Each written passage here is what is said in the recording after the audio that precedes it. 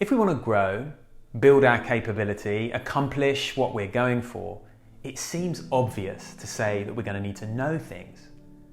But then when you think about it, the most knowledgeable people aren't always those who seem to be thriving. And in our own lives, if we're really honest, getting new knowledge doesn't always unlock us when we're stuck.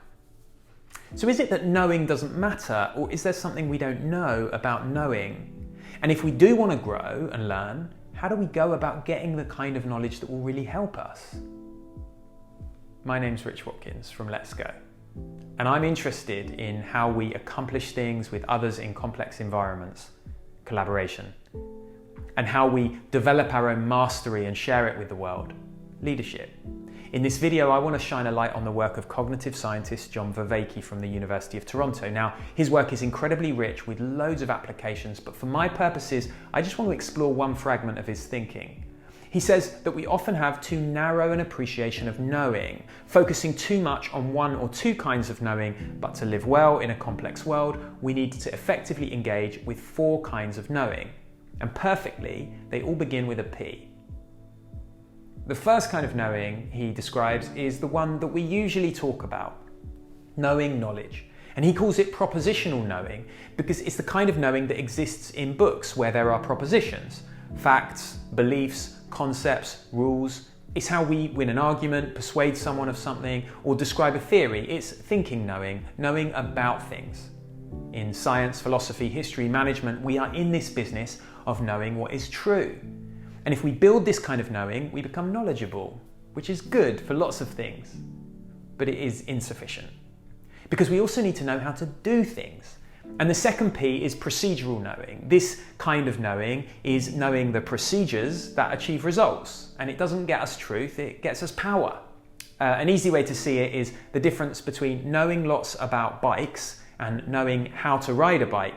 You see, this procedural knowing gives us the power to ride around. And we all know people with great theory, but can't turn it into great practice. And with procedural knowing, it's getting that embodied sense of how specific actions reliably get us specific results. And we call these skills. And building our procedural knowing, building our skills, we become experts. Okay, so imagine a person learns a lot about hammers and becomes very skillful with using one. This is useful, but is every problem a nail? We might need another kind of knowing that sees the situation we find ourselves in and knows what skills are appropriate. John Vervaeke calls this perspectival knowing. It's not about knowing the truth or knowing how to enact something, it's knowing how to perceive the world, how to take it all in from our perspective. And with this, we will know how things feel and we can appreciate then what really matters or sense what is needed in the situation. It's not just thinking about our perspective, but really inhabiting it, getting a taste for how things appear to us. The result of perspectival knowing is presence, and with presence, we also appreciate the limits of our perspective and the value of other perspectives. We become more aware. We see how things fit together. We put things in perspective. We become perceptive. And then there's a fourth kind of knowing that's not about seeing, but being. The P is participatory knowing. Knowing our place in the world, being in a right relationship with the arena we're operating in, being in a dynamic connection with other people who have their own perspectives, and being in flow with what's around us. Notice how different it feels when you're out of sorts in a situation versus when you're really at home or in the groove in a situation.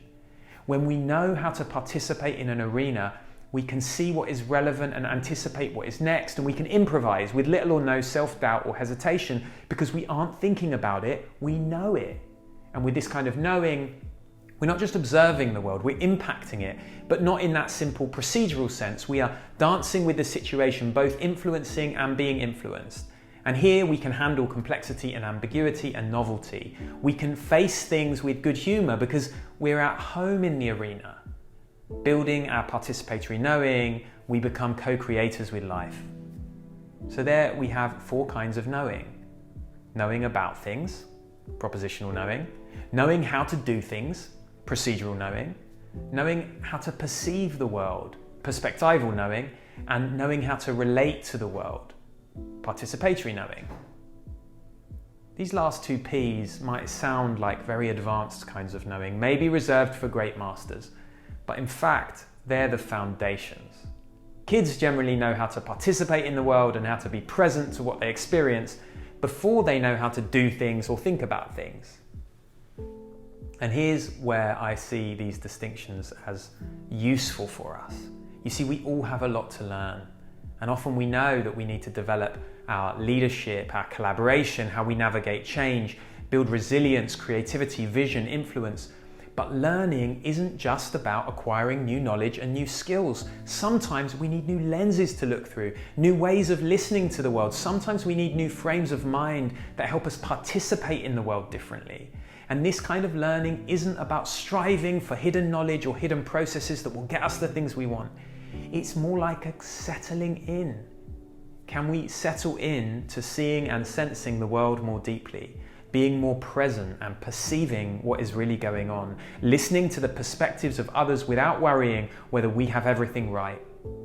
Can we settle in to a more comfortable participation in the arenas we're operating in, becoming aware of the complexity and ambiguity, but not trying to plot the perfect path through it that doesn't exist, instead making friends with the situation? And if we can perceive this distinction, maybe we can participate in our learning and our growth in a more useful, grounded way. Thanks for watching the video. I'm still starting out with this whole video stuff, so if it's helpful, please comment, please subscribe to the channel, share the videos, look around and see what else there is, and let me know if you've got any questions or comments on anything.